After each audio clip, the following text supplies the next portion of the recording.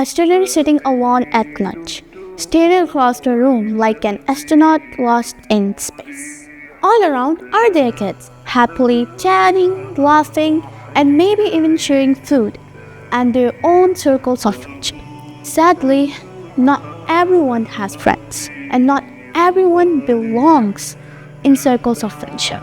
Some of us are quietly facing loneliness and challenges that make us feel different. So, today I want to tell you something that's really close to my heart.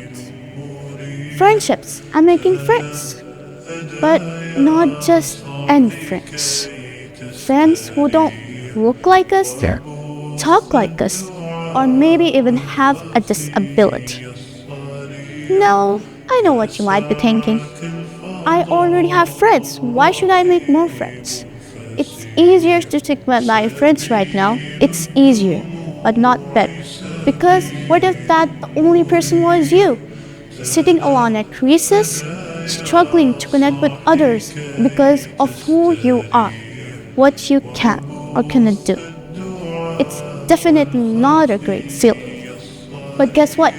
We all have an incredible power to change that.